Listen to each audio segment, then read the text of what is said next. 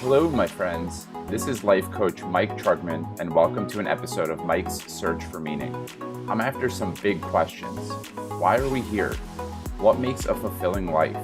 How can we grow individually and collectively? Each episode, I'll dive deep with leaders who are doing great work in the world and see how they organize their life.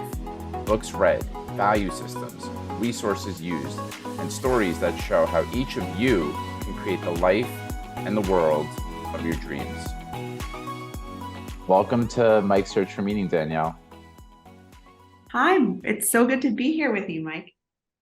Yes, it's great to be here with you. It's amazing. I want to just pause and acknowledge how amazing just 5 minutes of really settling together can be, because just 5 minutes ago, a part of me wishes that we just recorded that, and I don't think I could do it justice explaining in this moment, but I was really feeling unsettled about a call that I had with a prospective client earlier, and I spoke it out with you for 5 or so minutes. And we were just talking about the way that energy, like as coach, it's easy to, I'll speak from the I have a tendency to like want to do it the right way, or to like to meet the person intellectually where they're at.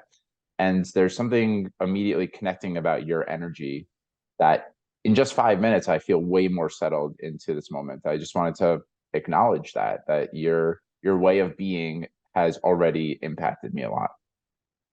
That's amazing. Thank you for sharing that. And likewise, because I said the same thing when we jumped on, that I was a little bit spinning out there in my head, and just having a chat for five. I mean, it's amazing because, people and clients all the time will be like, I don't have time to slow down. I don't have time to practice presence. Like meditation feels like too much. I don't need anything added to my to-do list. But we know that in just 5 minutes, you can open up this portal to so much more calm and clarity and creativity and wisdom. And everybody has 5 minutes. Yes. Beautiful. I want to get back into you and I both have a very heady background.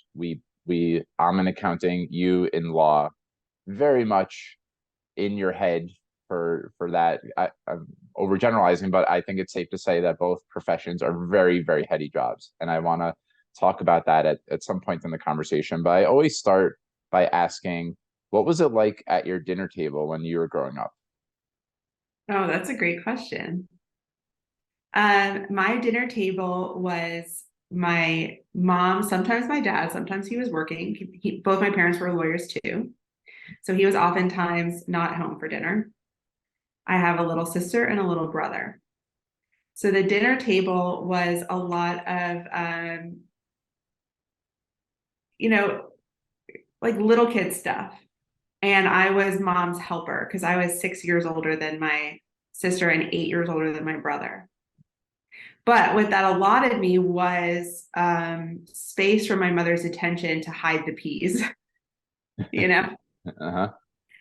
And so I was like modeling the good behavior of the older sister, who was very helpful, and forking the peas into my brother's mouth, but they were really my peas from my plate.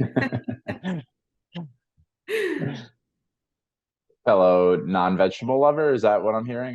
When I was little, I hated vegetables.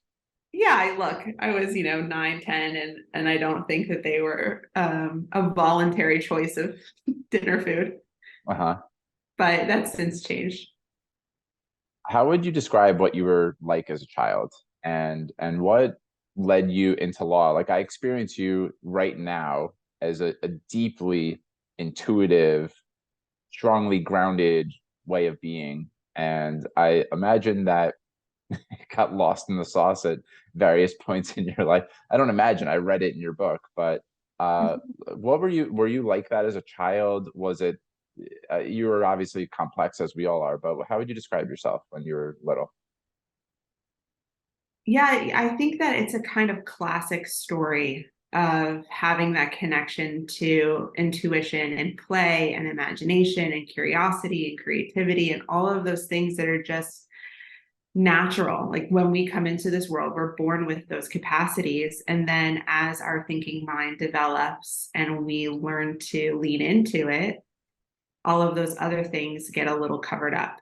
because we're in our thoughts and in the pressure of how we're supposed to be in life and what the world is demanding of us. Our parents, we're learning like the way to be.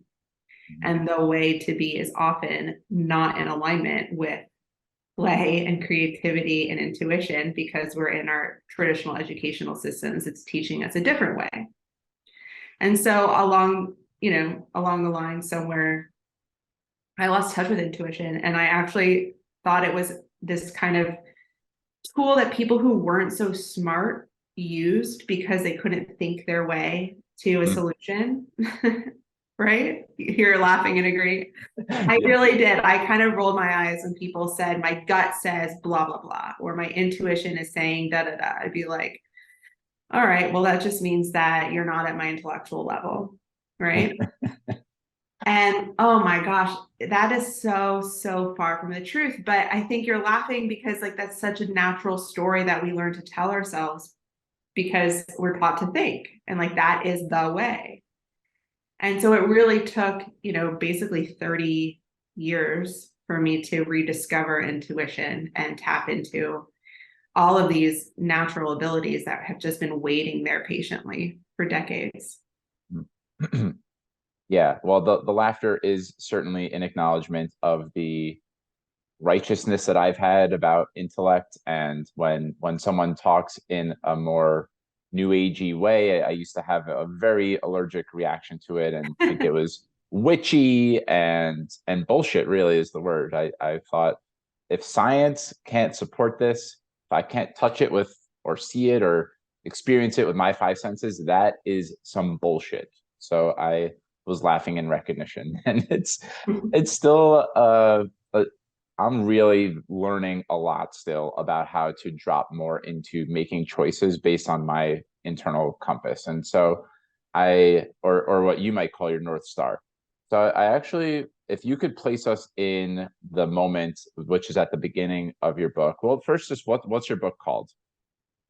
It's called Atlas of Being, From Briefcase to Backpack, One Former Lawyer's Exploration of the Human Way. Yes.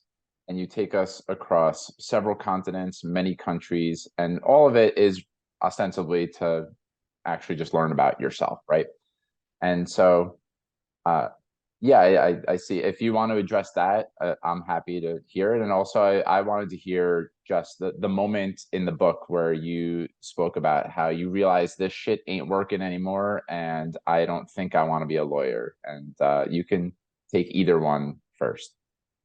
Yeah, look, they're related. So we'll try and do, what is it? Two birds, one stone. So the book follows my leap away from the law firm, from the corporate world, after being diagnosed with depression and winning this $6 billion case where I was defending my client in federal trial, to travel 6 continents and explore these fundamental questions of personal identity and self-development, like who am I and what inspires me to get out of bed in the morning. And so the book takes you across these different countries. In each chapter is like an adventure, kind of like Eat, Pray, Love, where you're somewhere new and you get to experience somewhere new and exotic. But wrapped inside each adventure is a drop of wisdom about what it means to be who I am. And at the end of each chapter are reflection questions for the readers to go on their own self-discovery, because, my wisdom is not prescriptive. It's not necessarily your wisdom. And so it's really important that you're using the story as the fuel for your own inner journey. Mm-hmm. So I think that, so the intro is where I talk about sitting in that courtroom during this trial, and all of a sudden, essentially what happened is what I call my voice showed up way, way louder than it ever had been. And when I say my voice, I'm talking about something that's totally ineffable and we all have different words for. It could be your intuition, the whispers in your heart, the little calling that you have to guide you forward in some way. It could be God. It's whatever you want to call it. So I'm just calling it my voice. It's like this voice of a higher elevated version of me that isn't bogged down with all of the day-to-day mundane personality crap. And I had gotten sick during this trial because, during trial, you're working 20-hour days, barely sleeping, not exercising. You're just going from the hotel room to court to the prep room to bed for a couple hours, and you're getting up and you're just recycling. And so, no gym, no time to run to the grocery store and eat a carrot. Like, it's just a carousel of bad takeout food. And in St. Louis, where this trial was, the famous food is fried ravioli. And one of the partners loved it. So you can imagine, like, this is what I was eating during this trial, not taking care of myself at all. And I got sick. I was exhausted. And I just had no physical stamina left to hold the voice at arm's length. It just rushed in finally, and I heard it finally. And what this voice was saying was, "Where are you?" And I'd heard this whisper before, but it's easy to swat it away because it's like, I'm right here. Like, I can touch my body and I know where I am in space and time, and that's where I am, period. Goodbye. Thank you so much. But the difference was I was finally really listening to the energy underneath the question, which was not at all pointed to my physical location, because that can't be the real question. It's too obvious an answer, right? So the real question was, like, where is my sense of vitality? Where am I in this life that I'm living? Because I was operating on autopilot. And so it was asking me to really look in the mirror and assess whether this was the path that I wanted to continue walking. And So the answer was no. yeah. Yeah. If you want to, I don't know if I jumped in a little too early there and cut you off, if there's anything more, but you mentioned looking at yourself in the mirror, and that was one of the parts that I was really moved by in the book, is when you looked at yourself in the mirror for what was maybe the first time in your adult life. Is that right? Yeah, I mean, of course, it's a different way of looking in the mirror because I'm always looking in the mirror, brushing my teeth, putting my hair in a ponytail, like wiping my makeup off.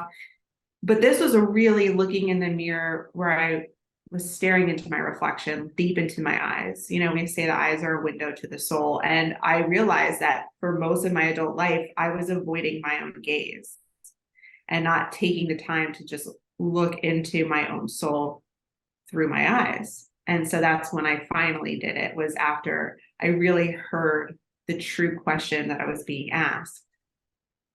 And I wasn't home, is what I found. Like, there was no one looking back at me. My eyes were completely empty. And that for me was, it was kind of obvious. I had been diagnosed with depression and anxiety. And so it lines up.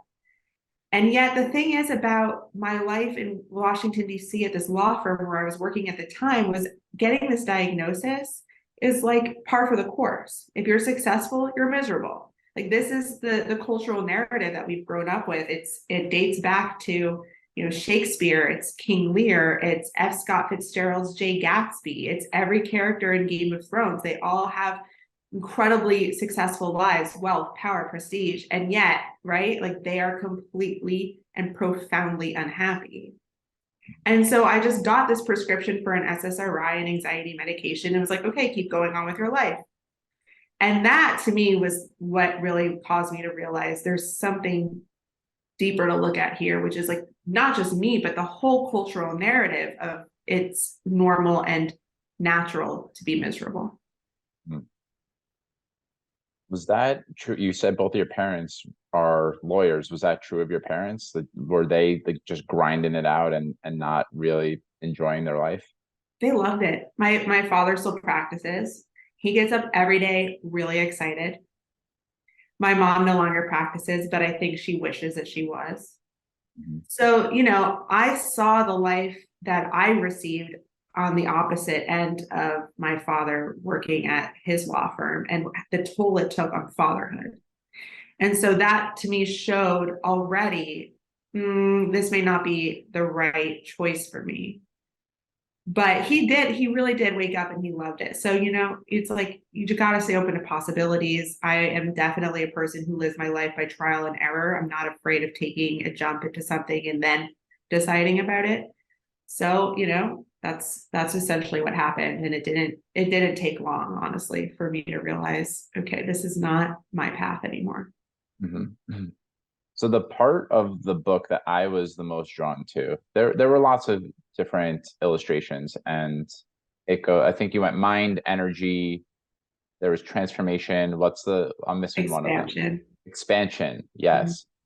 Energy is what I am most drawn to. I think that's my biggest edge. Like mind is, I think it's really valuable to know that, to be able to distance ourselves from our thoughts, and to know that the distinction between beliefs and thoughts. And you do an amazing job in the book of highlighting all of that. But I actually, in my own developmental journey, that was where I was living a lot of the times. I heard people, Dr. Joe Dispenza, amazing people who talking about the mind and ways that we can have breakthroughs in the mind. I just kept getting stuck over and over and over again. And energy, among other things, has been one of my portals into just feeling more connected to who I am, what matters to me, in ways really big and really small.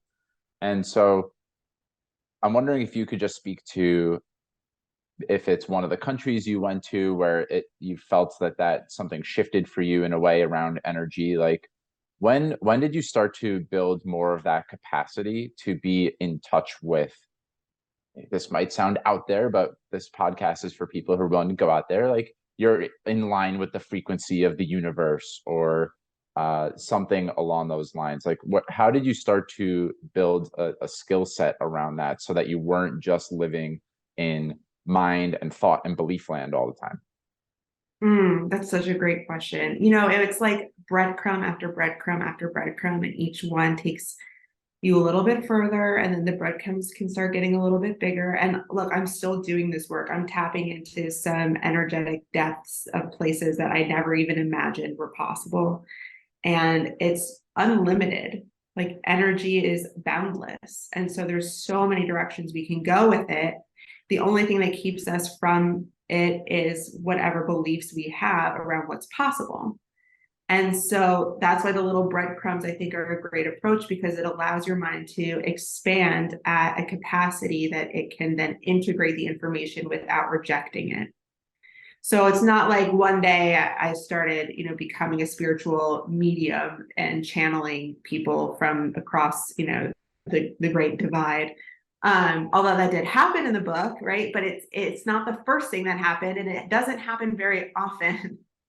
But the things happen in ways that are contextually allowable for my mind to go, okay, I can wrap my arms around this. And one of the first ones was understanding energy in the form of state change from something really simple like a hug. Mm.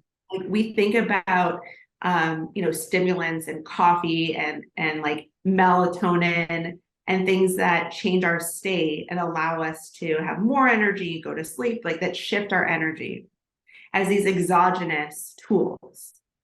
But we have the capacity to do that without anything. And a hug is one of those great aha moments for me that showed how much is possible. And now I know there's a ton of science, which I don't know if I knew back then, that shows the power of a hug and how it measures the resonance of our hearts. I think that it's like about the frequency of our hearts can be measured like 20 feet from our personal space, our body. And so when we hug someone, we change our state because we match the frequency of the person who we're hugging. And often when you're hugging, it's because you're coming into a place of love and compassion or gratitude, or at least something positive. You're not hugging because you're mad, usually. Right? I mean, that's a great exercise to, try, but, and so it just lifts our energy. And so experiencing these really powerful hugs from people. It sounds so funny, but it's true. Like people who have dropped into their heart and have practiced, I felt their hugs differently than just hugging my dad. It'd be like, a nice pat on the back. Oh, hi, Danielle, right? And it's like so empty in this way that you know, I feel good for a second. It's like nice to see him and have that body contact. But a hug can be so powerful. Have you had an experience like that too? It's bringing up a lot for me. Even just you saying the energetic shift that happens with a hug, I felt an energetic shift with me. So there's a level of power there of, I guess one of the reasons that might happen is that I've experienced the power of a really full embrace of a hug, like a, 10 seconds of like really holding each other. And yes, I have had that experience.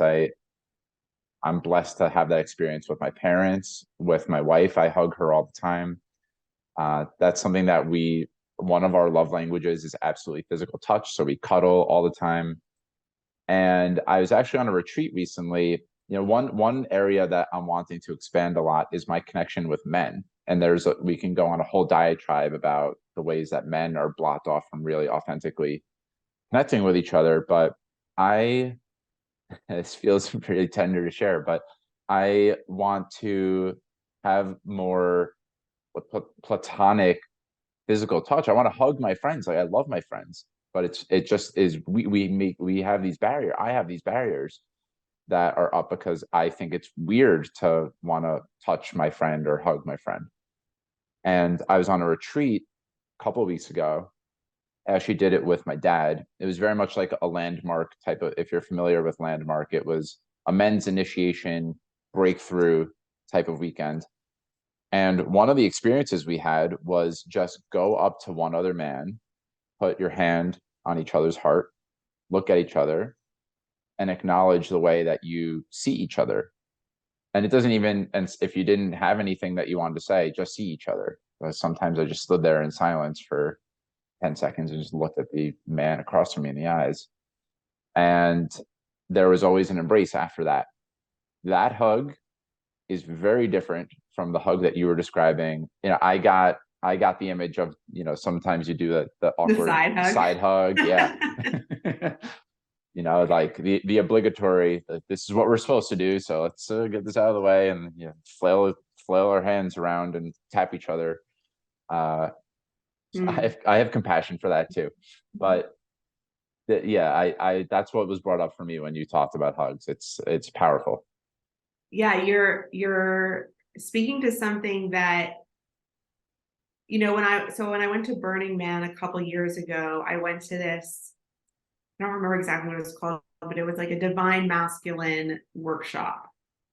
Women were allowed, of course, whatever you are, but it was about invoking the divine masculine. And so one of the exercises that we did was paired up, and we like almost didn't touch, but it was like the most gentle, almost touch.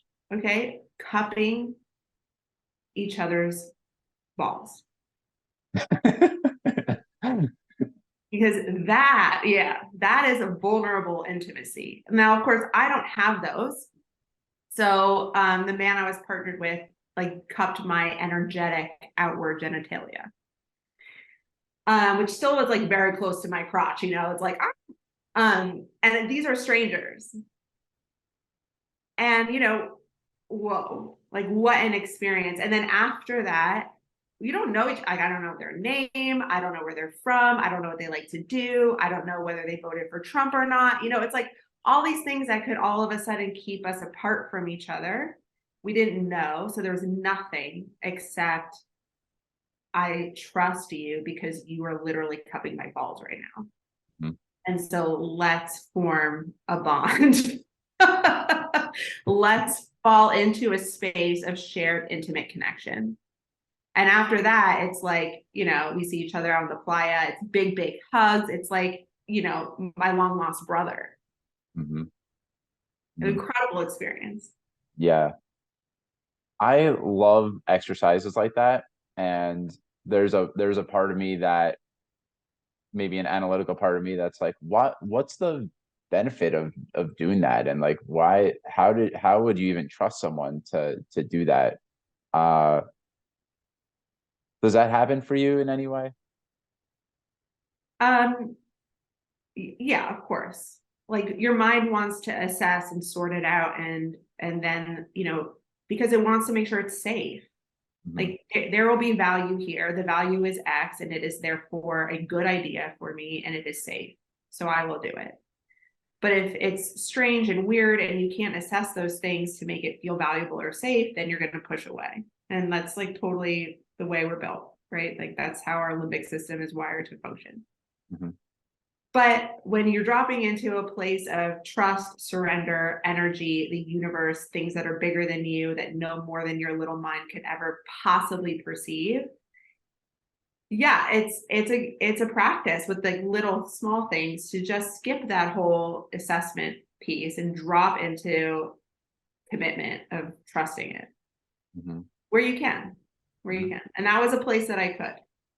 Yeah. Maybe because I'm not a man, it was easier for me. But also like it wasn't like we all enter the room and they're like, okay, pair up. Like there is a whole thing that we do before to drop into a place of feeling connected to, our fellow attendees and things like that.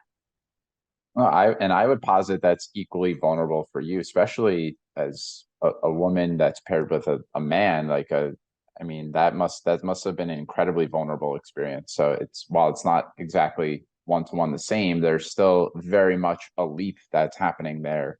Of all right, here's one way that we can make sure that we trust each other, and that's a word that comes up for me a lot: trust.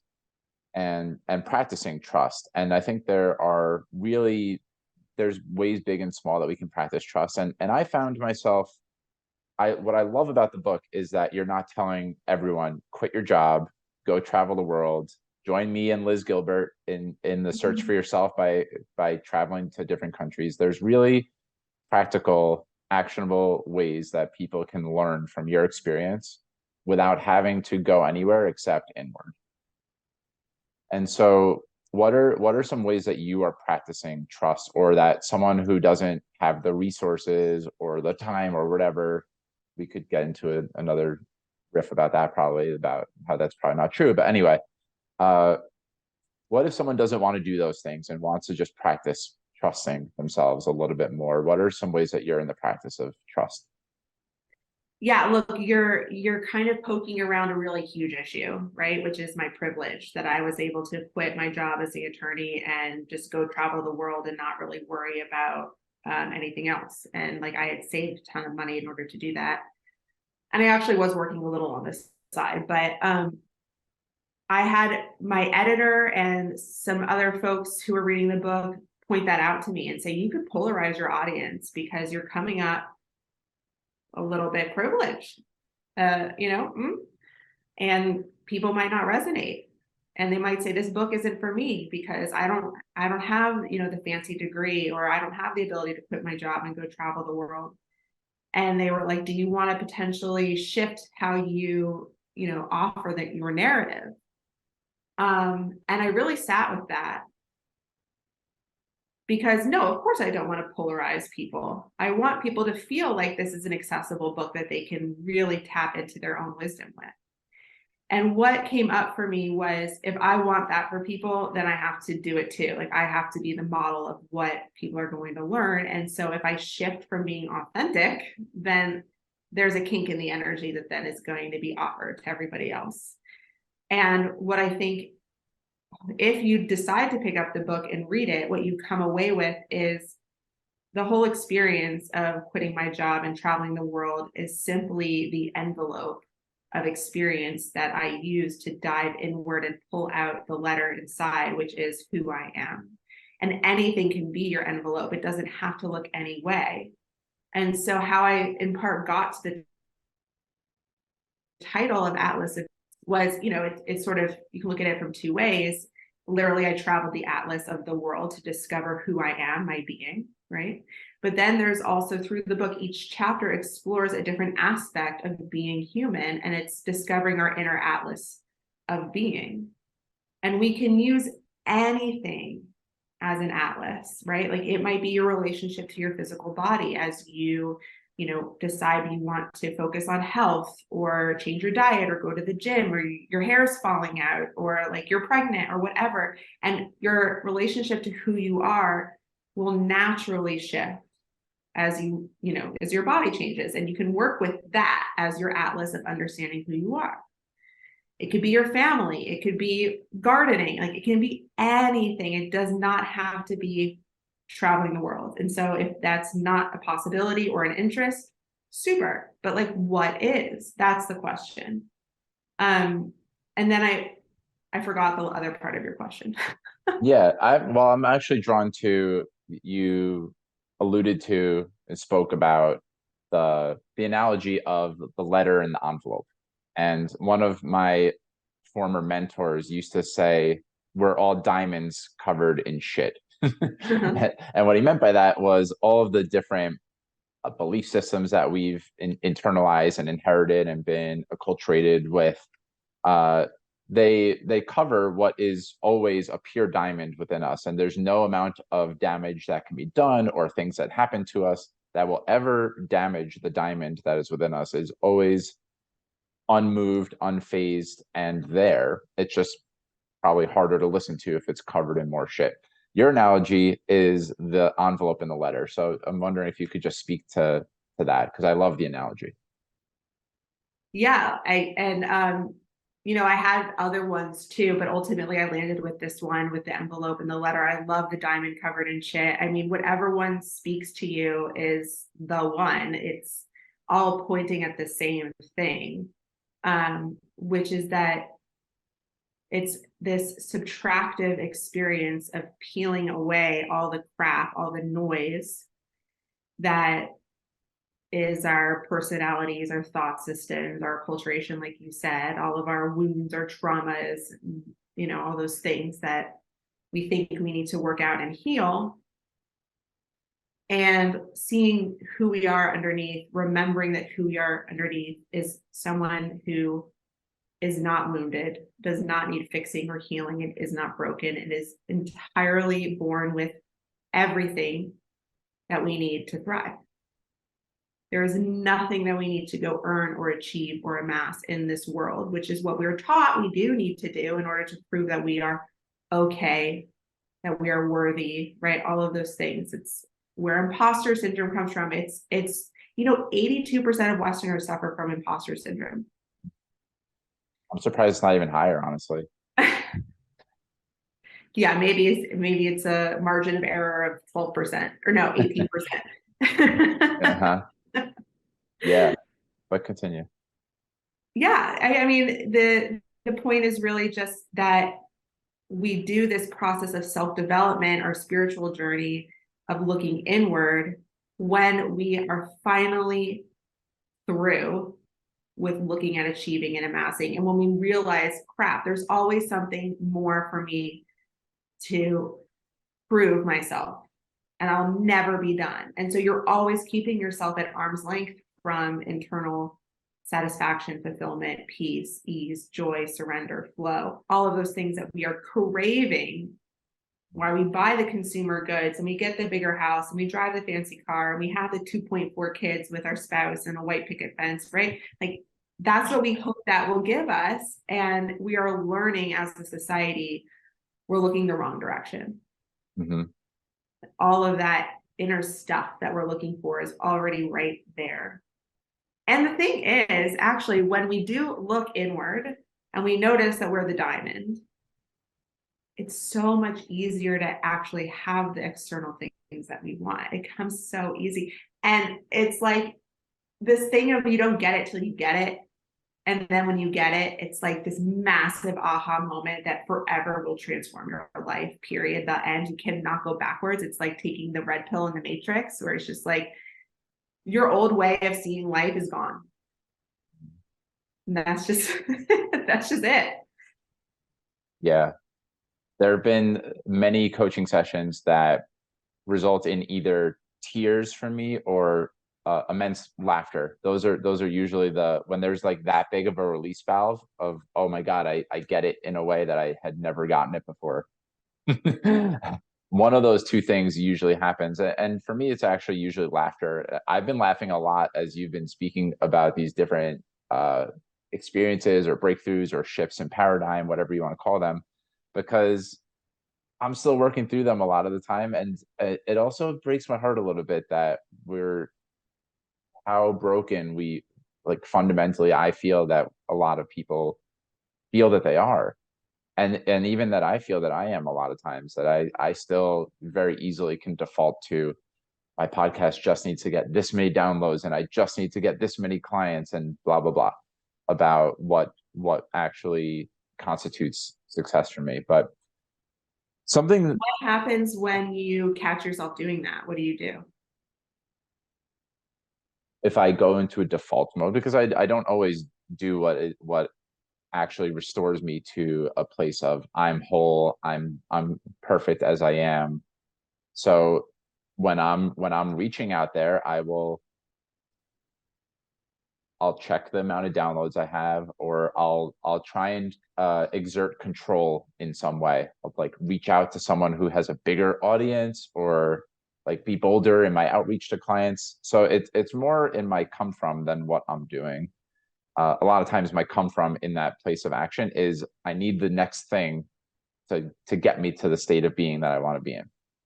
What actually is helpful for me is usually doing the exact opposite, putting it all down. Well, it's a little more, I have some self-compassion for the part of me that is still like yearning for that traditional level of success, the one that's been taught to me.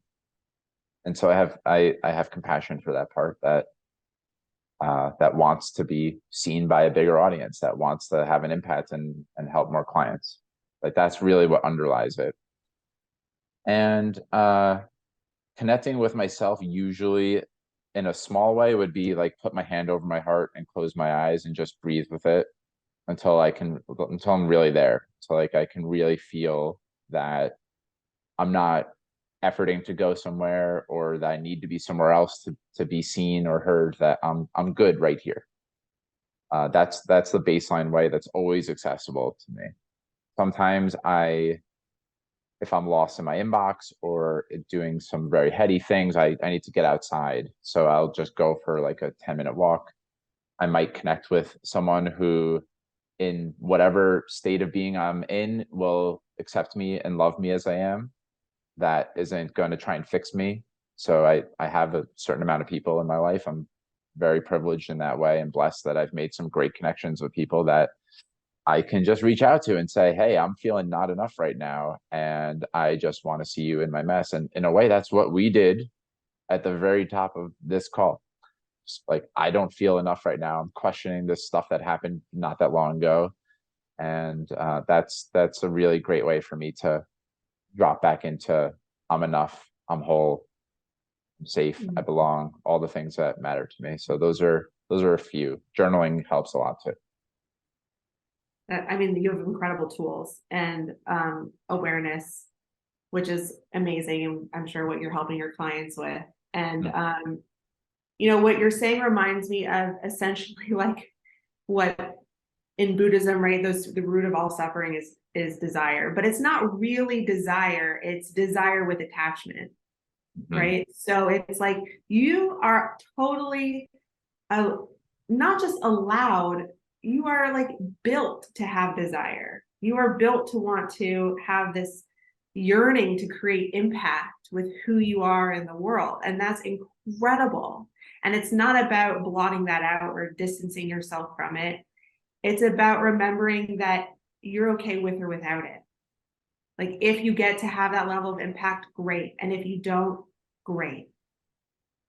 Right? Because that's really where the suffering part comes in, where we start thinking we're broken or not enough because we haven't gotten to the place that we want to get to. But like you will, or you won't. Yeah. I love that distinction, that it's desire without attachment.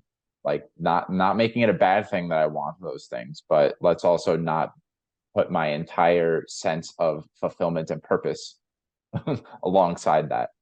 And another thing that I come to is just it's not all that different, but the conditioning that I have around impact, meaning that it needs to be some level of size or amount of influence that I'm exerting, when a lot of times impact, that the most fulfilling impact is just this one-on-one connection right now. Like what we're experiencing is incredible impact, but that eludes me all the time, that it doesn't feel like that's impact, because that's not what societally feels like impact.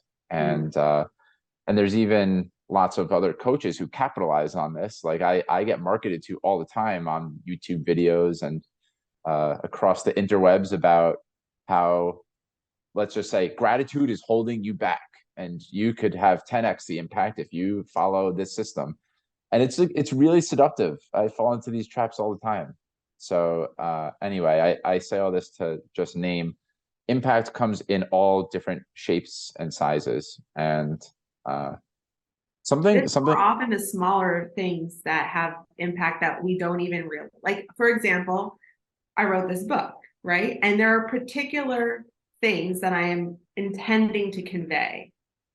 Of course, everyone's, invited to get their own wisdom from it, but along the way, my hope is that they pick up some aha moments that fundamentally shift the way that they then look at their own inner journey. However, I have since attended, book clubs and readings and gotten feedback from readers. And the things that they tell me impacted them are not the things that I intended, right? There are moments of my writing or a phrase here or a way that I describe something that just like hits them, and they have an aha moment about something else that's not even related to the chapter. And so I love when that happens. Part of me goes, oh crap, like what I intended to convey is flat and it didn't work at all.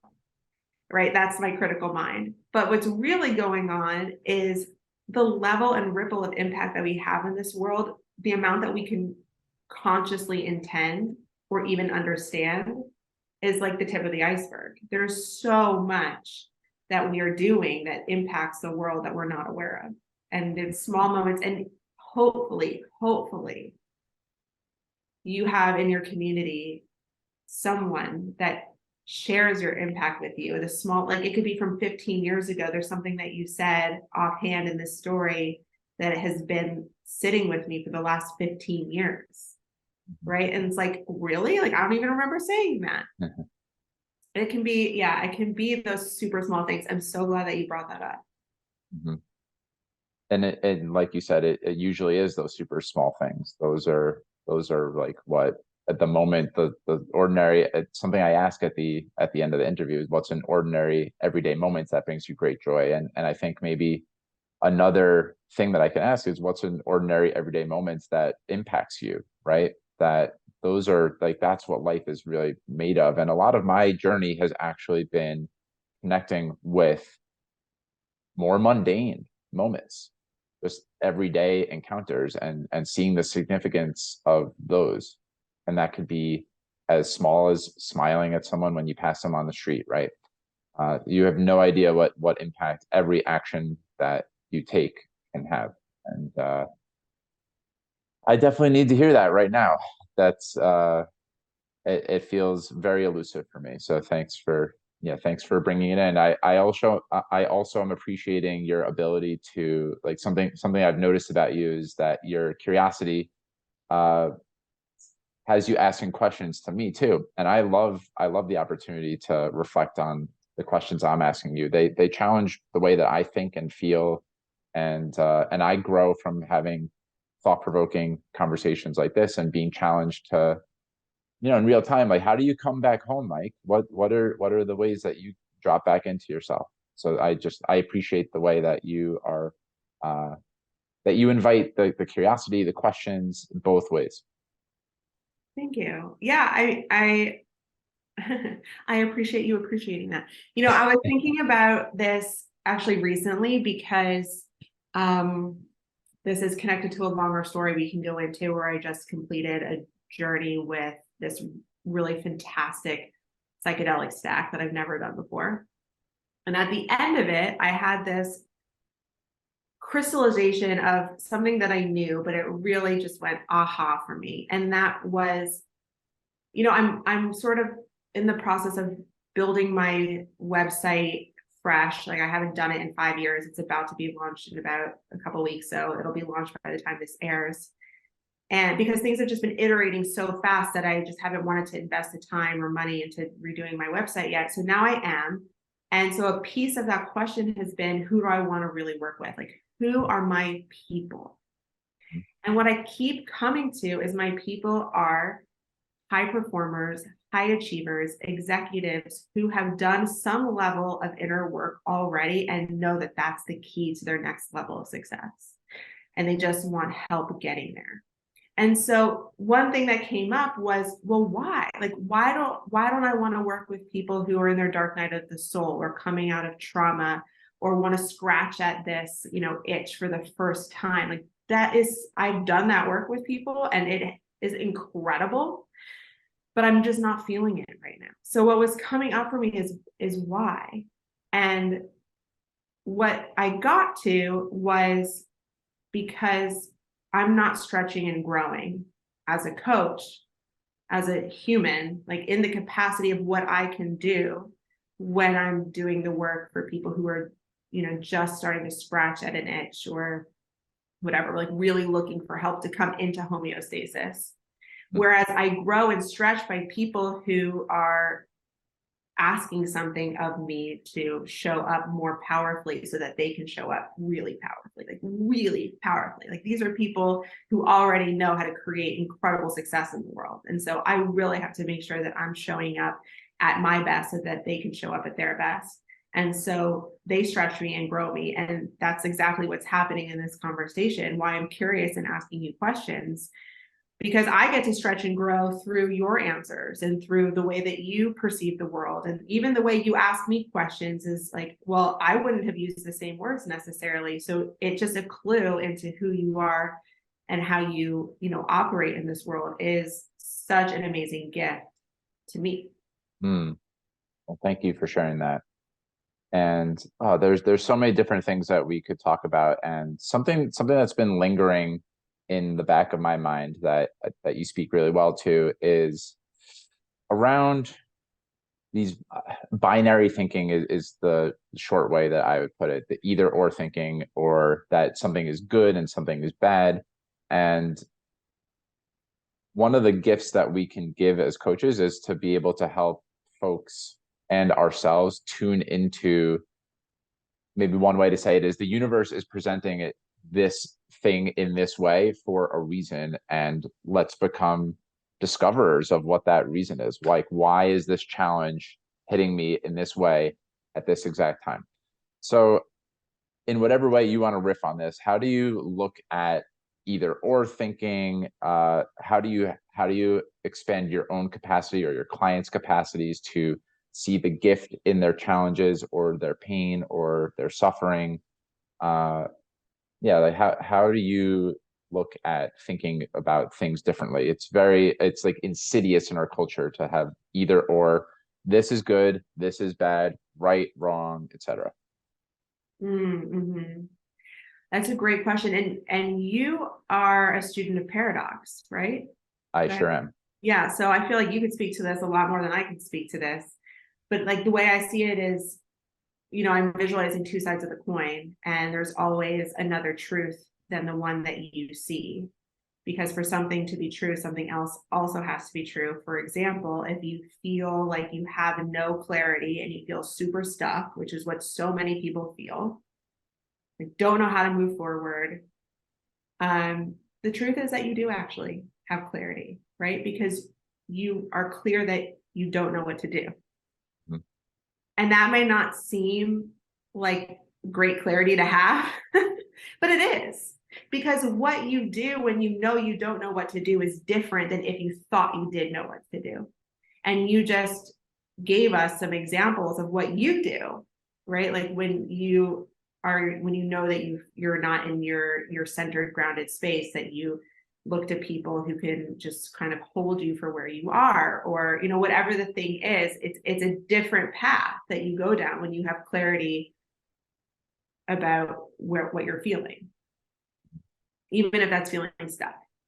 So sometimes it's just pointing that out to folks of like, there's actually a different truth available. Sometimes so my mentor and coach told me that she has a client that comes on for like 10 minutes. She holds about maybe an hour, 2 hour long container with her clients. I'm not sure anymore. But she had a client who would come on and their session would just be 10 minutes long. He would go blah and tell her the story of what he's, dealing with, what's ruminating for him. And she would listen and she would just say, is that true? He would go, oh, yeah, right. Okay, thanks. See you next week. Right. So it's just that kind of reminder of, oh, you got really sucked into a story here. Now let's zoom it back out and see what else is possible. Mm-hmm. And I really love the idea that when we feel really stuck or like this is 100% not working, that's actually a sign of clarity in a big way. I think that's a lot of times that's one version of person that reaches out to a coach in the first place, right? When someone's convinced that they're doing okay, but the undercurrents are like not okay, and then they come to that stuck halt. That's actually, I wish it weren't so, but a lot of times that's where the initial action is taken, right? That my old patterns, my old way of being, whatever I thought I needed in my life, I've done it all. It's not working. And our stories are similar in that regard, that we did everything that was laid out for us and it felt like that's what we were supposed to want and should want. And those are, of course, dangerous words that we know now. And we realize it's broken. This isn't work. I felt more miserable making more money and the highest status role of my first job than I have at probably any other point of my career, and more lost and more distance from myself. So all that's to say, when we're feeling really stuck, it's a cool, I don't think I've actually heard it that way before, that actually there's a lot of clarity around being really stuck, that there's two sides, that the truth is on both sides of the coin. Mm-hmm. Yeah. I saw something just flicker through my brain and then it passed as soon as it came through. So I don't even remember what it was. Yeah. No worries at all. So another curiosity that I'm having, because in my growth, pain has been an incredible teacher, and it's something that I spend a lot of time avoiding. Have certainly historically spent a lot of time avoiding. Like if That's what it I was. Okay, keep what going. is You're diving so into the exact thing. You're getting there. Just go. Keep going. yeah, most of my growth these days comes from being able to not tolerate, learn lessons from the pains in my life. And one of the ways that I get uncomfortable on a daily basis is if I'm bored, like looking for the next, instead of sitting in the boredom and appreciating like, what is this boredom teaching me? I will go to the next podcast or do some sort of, do 10 air squats or something, right? Like something that I want to shift out of the state that I'm in right now because it's uncomfortable. And it doesn't have to be boredom, but I know that you have reflected on different moments of pain in your life, and they taught you incredible lessons. So I'm wondering uh, if it's something that happened in your life, or how you just look at pain in general as a teacher for you. Mm-hmm. Mm-hmm. Suffering is our biggest teacher, evolutionarily. Our limbic system has developed over thousands of years with one goal, which is to keep us safe. And it does that through suffering, right? Don't touch the hot pan. You learn that's painful. Don't do it again. That's not safe. And so we all have our own personal threshold for what we are willing to tolerate as far as suffering. And no one can change it for us. No one can take it away. No one can tell us when it will be. Like if you are feeling that, like, for example, I was depressed at my law firm, but before I was depressed, it was something less, that less visceral. And no one could say, you're going to have to wait 3 months until you're full blown depressed before you make a change, right? No one knows. And I didn't know. So whenever we get to whatever our tolerance is of what we're willing to deal with in our suffering, that's when we hit our wall and we go, right? I'm stuck. I'm depressed. I'm, almost diabetic, or like whatever the thing is that's causing us to realize we need to make a change in our lives. So pain and suffering, incredible, incredible teachers. But they're teachers when we're unconscious, because that's what the limbic system is for. It's just, this reflexive, ingrained way of how we learn. The thing about that moment of going, I've had enough, is that we shift into consciousness, because we do a couple things. We get present, right? We are unable to distract ourselves from how we feel or from the pain, whatever, whether it's physical, mental, emotional. No amount of scrolling our phones, or drinking wine, or eating the cake, or scrolling Netflix is going to eliminate that suffering. We cannot escape our present what is. So we get present and we drop into awareness. We have this incredible aha moment that we don't even recognize as an aha moment, which is really simple. It's, I don't want to live my life like this anymore. That is incredible wisdom. That is your compass speaking to you, saying, choose a different path. It is time. And the thing about our level of suffering is, when we finally hit it and we recognize that insight, we trust it, because we don't want more pain. And we know by now that more pain is coming if we keep going that way. And trust is usually the piece that's the hardest. Going back to your original question about trust. I love this full circle. Okay. About trusting ourselves is, we're not taught how, right? Because we're taught to trust data and science and advisors and experts and other people who are going to tell us how it is. We're not learned how to look inward and trust our own wisdom and insight until we suffer enough. And then we do it and we make a change. Like, we start going to the gym, or we prioritize our family again and stop looking at our phones while we're at the dinner table. And it's going to last as long as you remain conscious of it. So the trick is to stay conscious of it, like, right? So when we repeat our patterns, we drop back into unconsciousness, and suffering becomes our teacher again, or in different contexts of our life. Like, maybe we've learned the lesson in our health, and we now have this amazing regimen of going to the gym 4 days a week and, eating lots of broccoli. But other aspects of our lives, we're still very much suffering. And then we learn the lesson again and again and again. Or we can shift into really intentional commitment to living a conscious life, which is when we put presence, awareness, and trust at the forefront of how we make decisions.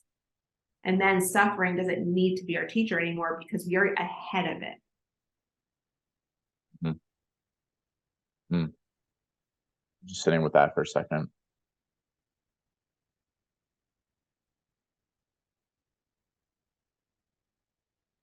What's it like to do all this work as a parent? I'm going to be, by the time this episode is released, I will, God willing, be a father. And Congratulations. thank you. My son is due in August, and this will probably be coming out in September.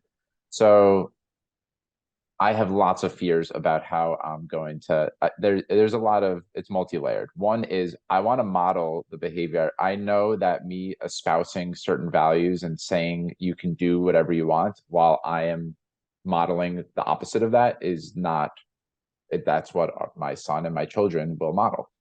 So there's one layer of it is like, how do you model what matters to you for your kids, but while also honoring that they might have things that matter to them that don't matter to you. Does that make sense? Like, how do you honor their individuality while also giving them structures and ways of, like, this is the type of family that I want to raise. I am already struggling with this before I even have my children on the planet.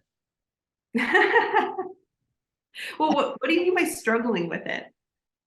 It's an internal source of strife in some way is like, I think I'm already highlighting, which of course, I mean, even in real time as I'm speaking this out, I feel like it's great that it's being surfaced in this way, but I'm already seeing the ways that I talk about being that I'm not being. And I have fear that my son is going to internalize those. So one way that that's happening right now, I love talking about abundance. I think abundance is like, I want to be tuned into abundance as much as possible in my life, but I'm currently at a point where I don't doesn't really feel like I have financial abundance. Like I want to be generating more income, and I'm not quite at the place I want to be yet. So as I project a little bit into the future, I am I'm thinking to myself, I have a little bit of fear and internal conflict around how do I model, but like it doesn't feel super accessible to me right now. I don't actually feel abundance, but I want my son to know that everything is possible if he really believes it.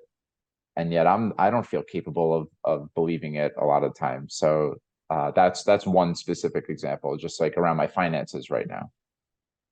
That's such a beautiful intention. Oh my gosh, what a lucky son.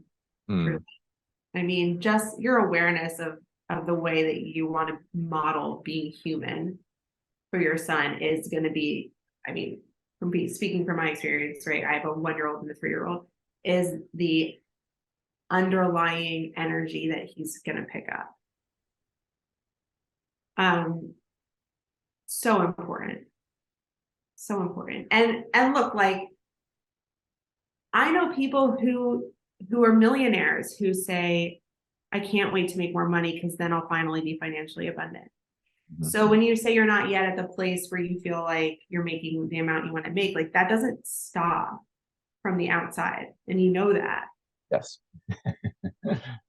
So you know, we're gonna have gaps in what we believe or want to believe and what we're experiencing and the way our bodies are processing our experience. That's to be human, right? That's the trust gap. That's totally normal. So I think more than, you know, really trying to muscle a way through parenthood where your son has no trust gap. I mean, it would be amazing. That's incredible, right? But instead of that, it's modeling how you navigate a trust gap to hit. Mm. Like how you are approaching this, let's just take the abundance kind of context of feeling like there's this gap in where you want to be, and or maybe you don't totally believe that you can get there, you're working on that belief that you can get there, and you're doing everything you can to get there. What does it look like for him to see a parent who has big dreams and is chasing them? Like, does he see a parent who's, critical and down on themselves? And it's not that you can't show those things, like, let's be clear, you can.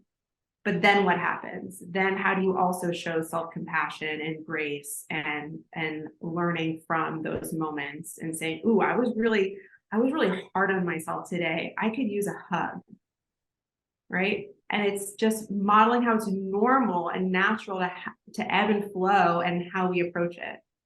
That's like always what I'm thinking about with my kids too. You like nail on the head, because my daughter, when she was like maybe 2-ish, so not that long ago, a year ago, started her Montessori preschool.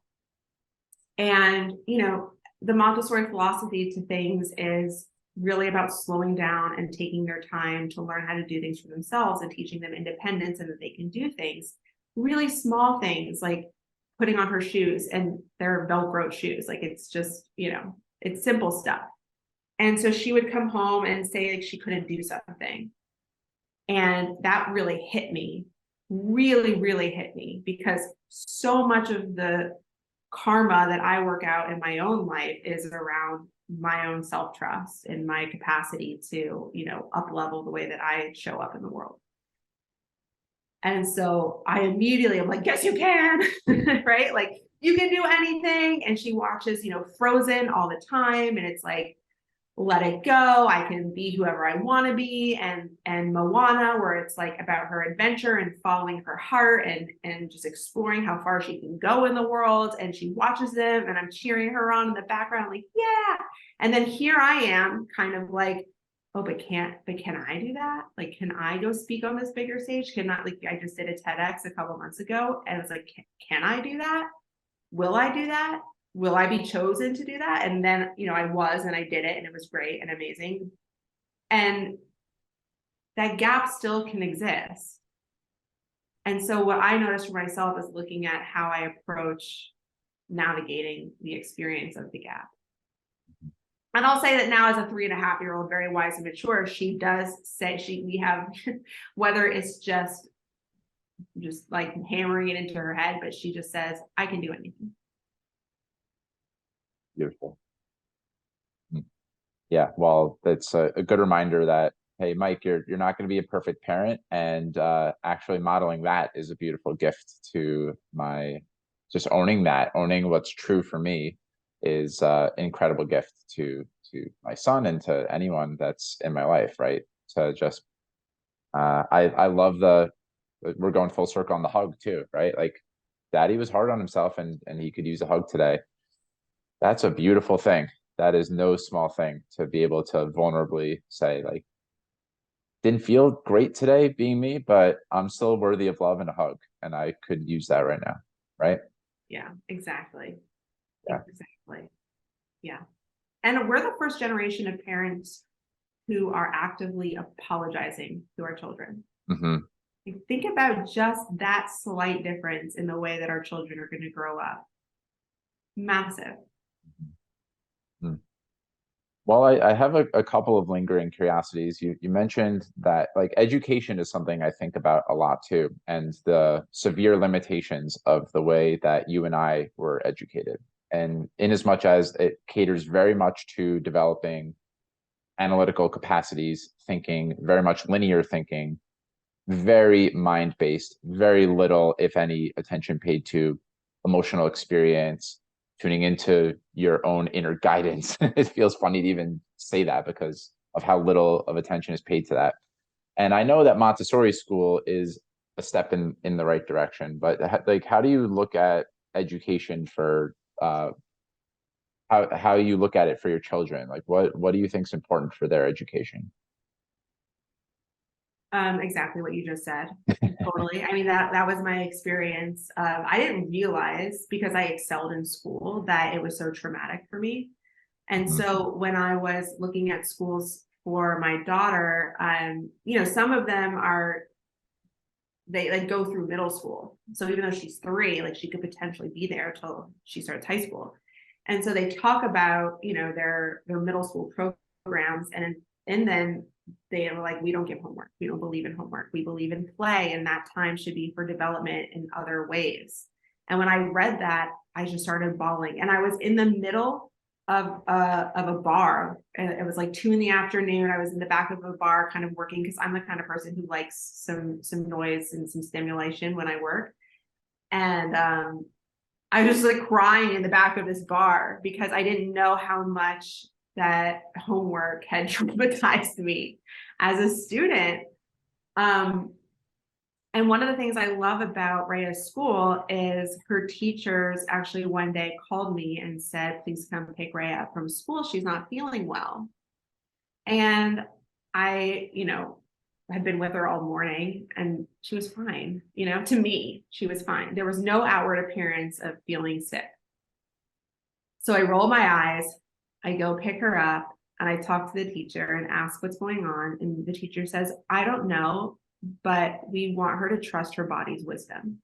And so if she's saying she doesn't feel well, then we want to honor that. And I said, yeah, I do too, And so I brought her home, and the next morning she woke up like covered in mucus and coughing, like she felt it coming. It was Wow. amazing. And so those are just like these, again, like we're talking about impact and those little things, like that teacher saying that to me is still with me. And I still think about how can I continue to trust my child's wisdom, however it bubbles up. What do you think struck the chord so deeply around play being missing, or with homework? Like that's something that really lands with me too. And it's something that I find myself coming back to a lot. There's like a way that I schedule play in my calendar or something, and I'm like, come on, this is my natural birthright to like live, to enjoy, and to be alive. So what is it about play that feels like it strikes the chord with you? That's exactly it. I think that I grew up with this internal agreement to achieve success at all costs. And one of those costs was fun and Mm, play. And what actually is really, really alive for me right now, it was also a really big piece of this psychedelic journey that I just did, was not just intellectually knowing that that's backwards and that, success comes through play. It was embodying it at this deeper level where now I'm naturally oriented to play first and trusting that play is going to lead to so many more opportunities and creative ideas and aha moments than if I was just sitting behind my laptop, banging my head against the computer, drinking my fifth cup of coffee at 11 p.m. and how do you embody play today? And I know that that question can, play could mean asking a question to your clients with just a little bit more of like a smile or something like that. But what does play mean to you in current Danielle version? Okay, so one of the more obvious answers is through my children, right? They are just totally portals to play. That's all I want to do. And when I am actually able to surrender the thing that I think that I should be doing, like answering an email or cooking dinner or putting away the Play-Doh, and I just get down on the floor and I play with them, time slows down. We are just in the moment. I'm having so much fun. My body feels clearer and calmer, and there's always laughter. And it's just the best. There are some times when I'm exhausted, truly just bone tired. So super excited for you to experience that as a parent. And there is nothing in me that wants to get up and play. No energy. And so with that, I've been playing with what's the way I can expand my definition of play so it doesn't have to mean like jumping up and down and being excited and laughing and singing and dancing. What are other ways that I can be playful? And there is funny, I haven't looked at it yet. My husband just sent me on Instagram something that he saw that was like a reel from one of those parenting accounts. It's like 5 ways to play with your kids while laying on the couch. I'm super excited about that. I don't know what it is, but like there are so many ways to play if you just allow it to be something that you get to be a little bit looser with, lighter with, that you're not gripping so tightly on like what the experience needs to look like for it to be, right or successful or correct, put your word in there. Play right now is also very intellectual because, like you said, you and I are both really heady people. And so play is curiosity and Mm, expanding more into different things that I'm curious about and getting to read about them or just learn about them in different ways. And one of them right now for me is diving into the mythology of Atlantis. mm, It is something that I have always been like, no, thank you, not real, no data, no evidence, like cool story, but I don't care. I also had no interest in the astral realms. Like it was all part and parcel of the same thing to me of like people telling me, oh, you're Palladian. It's like, what? That means nothing to me. Like, why can't I just be human? And so diving into Atlantis has been something that really recently has come up for me in this new way where I'm truly honestly interested. And that shift has again been a long time in the making of me wanting to expand energetically what I am open to being possible. mm. And so I've been like researching different books and podcasts and people who are experts on like Lemuria and Atlantis mythology and da da da. And I'm super excited to get into it. And it feels like play. I love that. Is there, I'm being reminded of one of the cute little stories that you told in the book about just talking about human mortality and how long we're capable of living. And you had what I experienced, at least. This might be another thing that maybe you didn't intend with the book, but I found it entertaining the way that you were kind of playing with your husband around. But is it possible to live 150 years? Is it possible to live 200? Like, why are we capping it there? Is it possible that humans could live forever? And I love the, I guess the come from that I'm experiencing there is that if we believe something truly and embody that belief, humans have shown time and time again it's possible. Is there something that like feels edgy for you that you believe to be true that maybe other people don't, but you believe it, or some way that you're stretching yourself around your beliefs right now? Hmm. Yeah, yeah. I mean, it's so funny because like talk about paradox. I do, on one hand, completely and unabashedly believe that anything is possible, and it's simply our minds that limit what we can experience as our reality. And on the other hand, I just told you how I'm like, don't tell me that I'm like Syrian or Palladian, or like, don't tell me about my astrology because that's like garbage. So that is exactly where I've been wanting to push. And that's why this Atlantis thing has come up. It's not necessarily that like I want to trace my lineage back to whatever planet I'm from before I'm human. I mean, sure, if that shows up, great, but it's more just about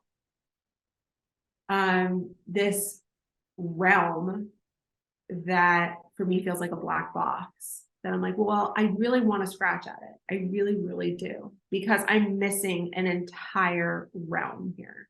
And that realm of the cosmos is so much bigger than, right? Like the universe is forever. So it's like, yeah, let's just dive into that a little bit and be a little bit more open to it and a little looser with what's possible there. And so Atlantis has shown up for me, I think, in part because it is still Earth-based, but it connects, it's like a bridge into kind of that astral idea um, of sort of like mythic technology and the ways that humans were connected to universal consciousness through things like crystal skulls and things that maybe 2 years ago I would have rolled my eyes and been like, I'm done listening, I'm no longer present in this conversation. And now all of a sudden I'm like leaning in, like, Mm-hmm. tell me more. Yeah. Well, Danielle, is there anything that we haven't spoken about so far in today's conversation that you would like to bring into the conversation now? And if not, then I just have a couple more questions for you. Fire away. Yeah, we're good. Well, one of them I alluded to earlier, and I would love to know what's an ordinary everyday moment that brings you great joy.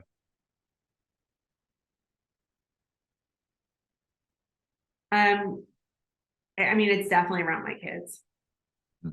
Absolutely. Being a parent is the most expansive adventure that I've ever embarked on. Despite 6 continents, this is way more expansive than that. I think Proust has a quote that's like something about, you know, there's way more out there through the eyes of someone else than in traveling the world.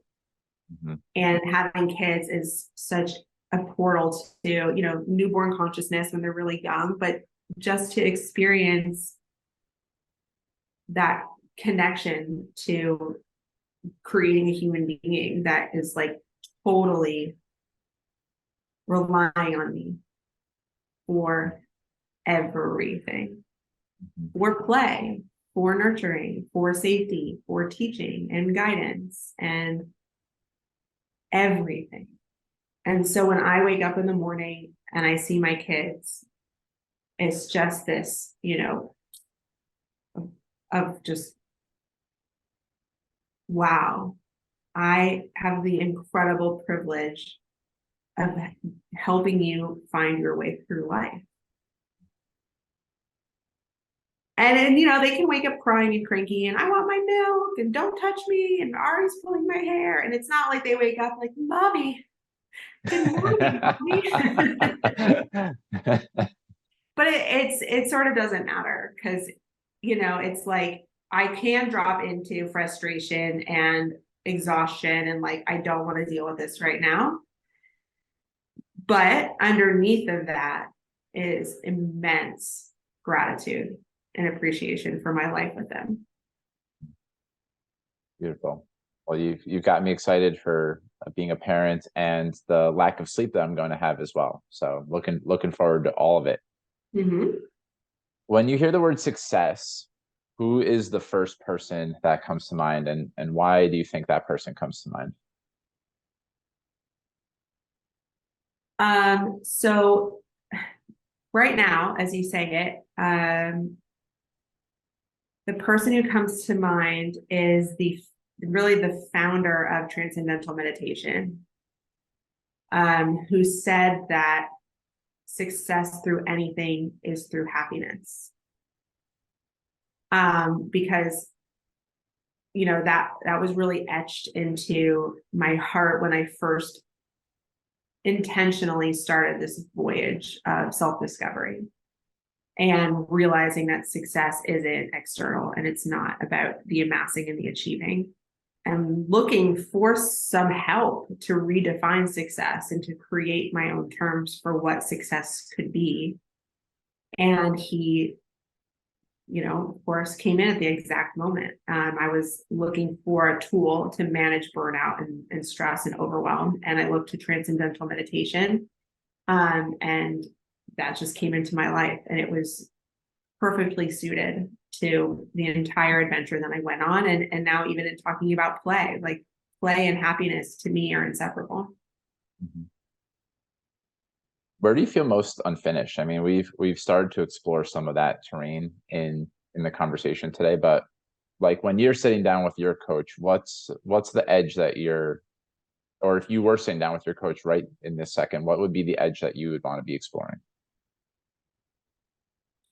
The thing that I've been working with the last year and a half is the power of motherhood. When I was pregnant with my son, I experienced this incredible anger that I did not experience when I was pregnant with my daughter. And it felt like I was holding so much anger that it couldn't possibly all be mine. And the anger was about that invisibility that mothers and probably fathers to whatever different extent, probably especially stay-at-home fathers, feel about their self-worth and their identity, because in our culture we have entangled who we are with our profession. And as a pregnant woman, it just kind of hit me like a wall. And I had done enough work on myself and redefining success at that point that what struck me was, oh, okay, I have taken ownership and agency over success in the bucket of professional life. I can do anything I want as long as I'm happy, that kind of thing. But I hadn't yet let it spill into my wholeness as a human in motherhood, and that I am not broken, I am worthy, all of those things.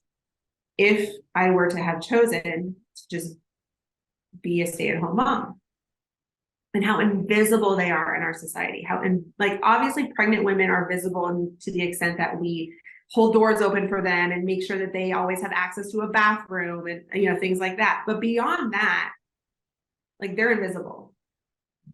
And middle-aged mothers, I think, are pretty invisible. And the whole like invisible labor force, like, stuff that we as society are starting to talk about more.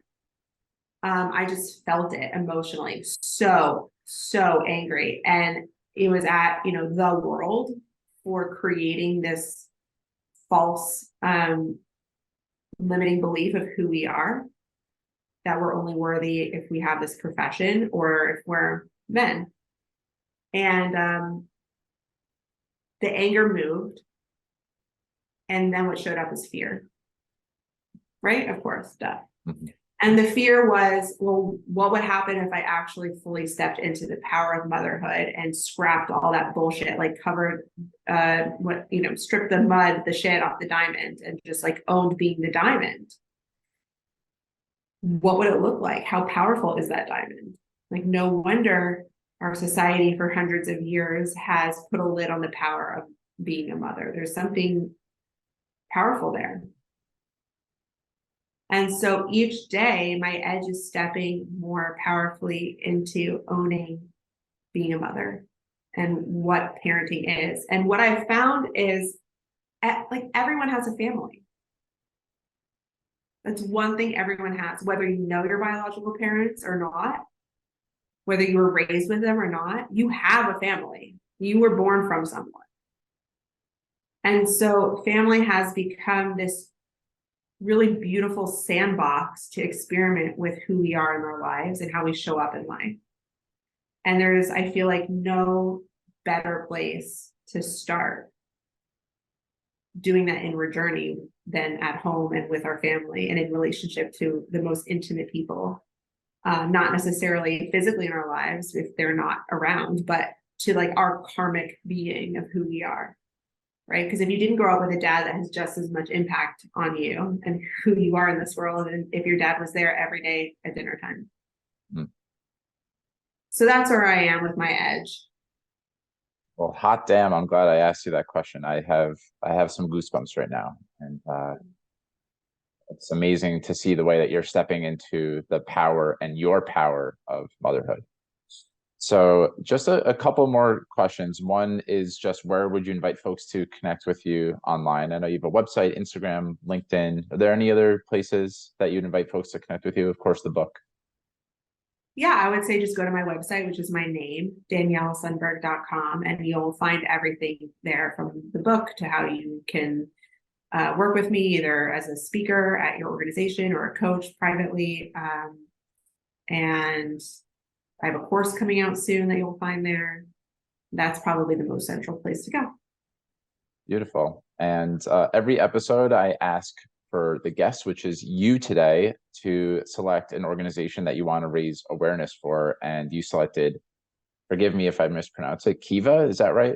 Kiva? Yeah. That's right. Would you like to just say a word or two about why you selected Kiva, why that is an important organization to you?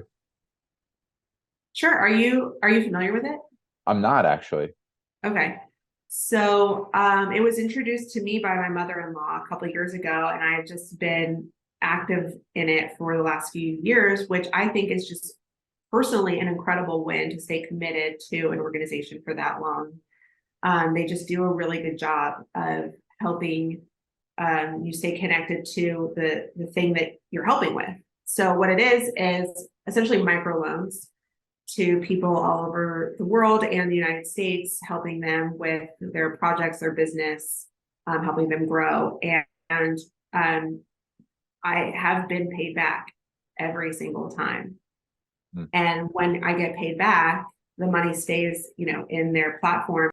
Every time I've loaned money to one of these projects or one of these, usually women, I first of all get paid back, which I don't know about other organizations and if that really happens or what percentage rate it happens. But I think that's incredible because it's just the success rate of these people are really building something that then they have the ability to pay you back.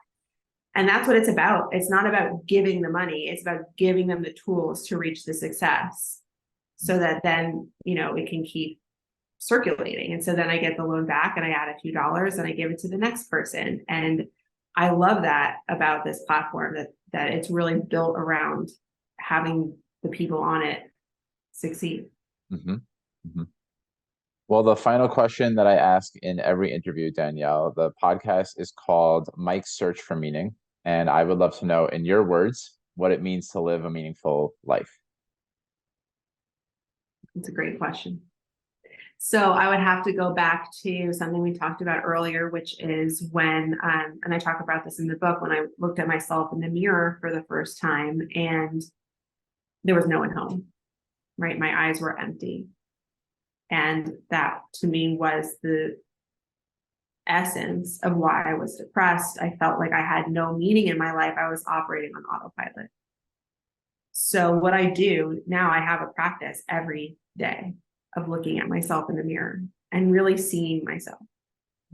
Because that way, it doesn't matter what I see. It doesn't matter that I see my gray hairs growing out, or that I gained a couple pounds from last week because I had some midnight snacks, or, you know, I'm wearing a t-shirt that has milk stains on it from a baby, or whether I really like what I see in the mirror. It doesn't matter. The point is that I see myself there. Like, I am here and I am engaged in my life. And then I go, and then from there, everything does feel meaningful. An incredible answer, and a lovely conversation and interview. So Danielle, thank you so much for taking the time to be here and bearing with a little bit of the technical difficulties at the end here. It was such a wide-ranging conversation, and we could have probably spoken about a million different things, but I'm really glad that we spoke about what we did today. It felt very timely for me, and it's not lost on me what a gift it is to be able to connect with someone who, like we've named a couple of times now, in just a couple of moments can help you feel safe. Like, I feel safe in my body when I'm connecting with you, and feel safe exploring and excavating all the deep territories that we explored today. And that's an incredible gift for me. And in relation to what we said about impact before, just know that you have had an incredible impact on me in this moment and in these past 2 hours or so. So thank you so much for being here. It was an incredible treat and gift. That is an amazing thing to hear. I really appreciate that. I mean, you know, also hats off to you, because you have the ability to notice your own experience in real time and see what's really working in you and what's stirring something up alive in you, and then being able to clearly communicate that back out. Like, that is an incredible circuit. So thank you, because I appreciate you doing that for sure. And I had so much fun chatting with you too. Awesome. And to all the listeners, I hope that when you look at yourself, or if you look at yourself in the mirror tonight, that you see your full self. And I love Danielle's big sigh there. I could use a big. And I start every interview in my intro with that deep breath as well. I invite everyone into a deep breath. So yeah, to all the listeners, whenever you're listening, have a wonderful rest of your day or evening, and sending you lots of love. Thank you so much for taking time out of your day to listen to Mike's Search for Meaning. If you enjoyed it, please subscribe, share this episode with your friends, and leave a review. I look forward to seeing you next time, my friends. And until then, stay safe, stay well, and keep living with purpose. Peace.